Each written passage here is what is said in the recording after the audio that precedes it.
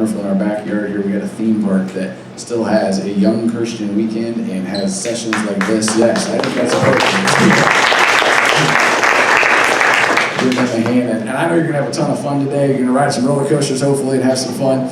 But hopefully take advantage of some of the good speakers and sessions they've got going on around here today, too. And thank you all for taking time to come in here with us for a little bit this morning, afternoon now, I think, whatever time it is, and coming in and taking part with us here. But we hope that it's not just a show and some fun, and we hope that's part of it.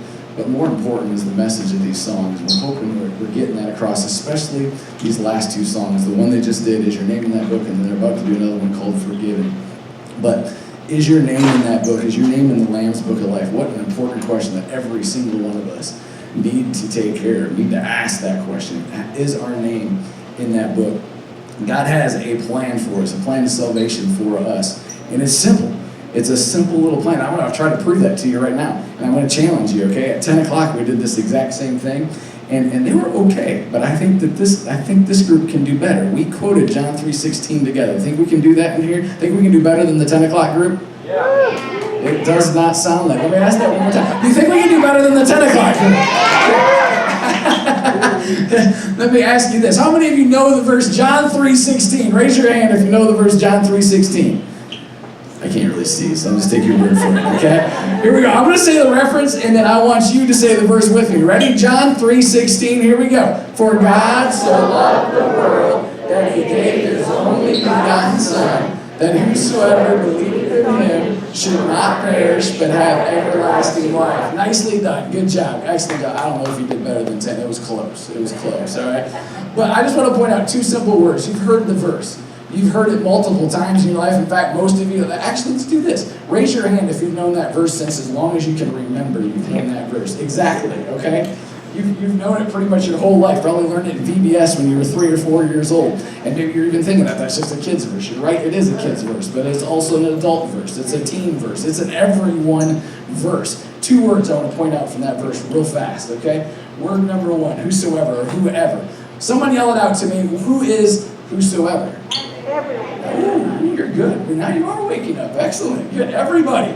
Everybody. It doesn't have an exception in that verse, does it? It doesn't say except for dirty, filthy, rotten youth pastors. It doesn't say that, does it?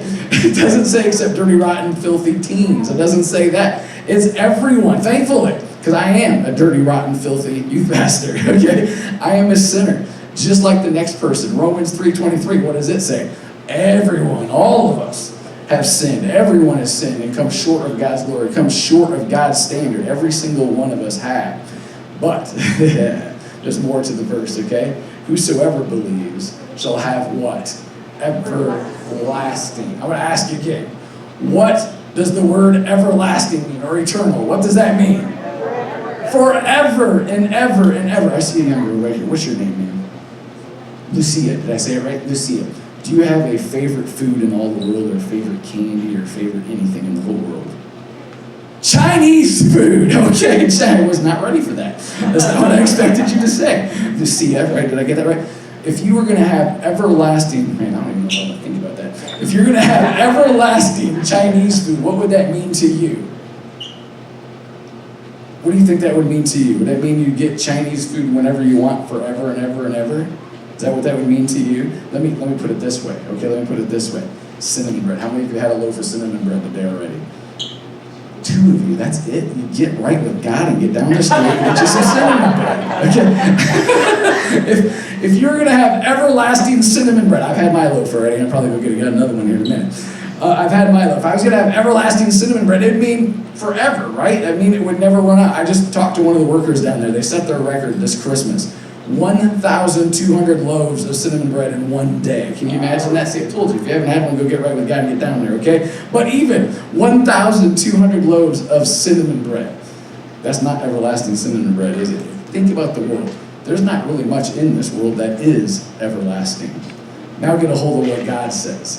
He says, everlasting life. What a promise. Whoever believes, everlasting life is what's promised to you. Another verse that I love to link to that one is Romans 10:13. Whoever, there's that word again, whosoever calls on the name of the Lord shall be, you know it? saved, exactly, shall be saved. The plan of salvation is simple. It's so simple. God made it, a little kid can understand it. And I love that. I love these verses, love using these verses to explain it to people. But just because it's simple doesn't mean that we've all accepted it. I hope, I trust that everybody here has, but in a group this size, I'm sure there's some of us that haven't got that right. Man, as much fun as we're having up here, and as much fun as I hope you have served our city today, riding rides and all the things that go on here, this right here, getting that right with God, getting your name in the Lamb's Book of Life is way more important than anything else going at Served Our City today. And that's our prayer for you guys. This last song that they're about to do here is Forgiven. I challenge you, if you're not saved, check the message of this song out that you're about to hear. It's a powerful message. Check out what Jesus has done for you. Those of you that are saved here, I challenge you the exact same way. Check out again what Jesus has done for you, and then go tell other people about it. The last song here they're doing for us is Forgiven.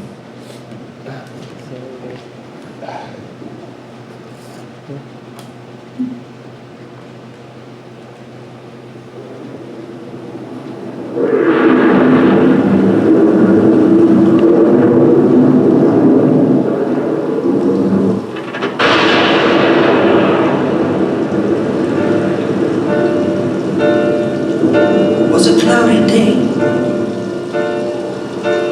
the earth stood still, a man hung crying in the shadows of a hill called Calvary. An innocent man, lied in scorn, had gladly borne the pain and suffering for a world that should have died there in his place. And as he did, he said, forgive them, no matter what they've done. Forgive them, and tell them they are loved, and give to them a chance to go on living, and give to them a life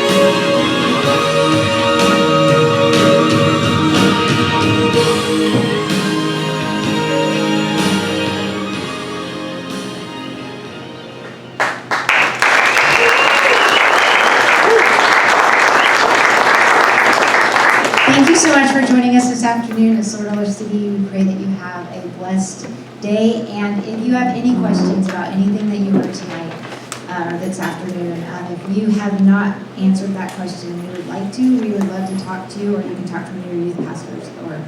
Or there's a lot of people here at Sword Roller City that know the answer to that question. So thank you so much. Have a blessed day.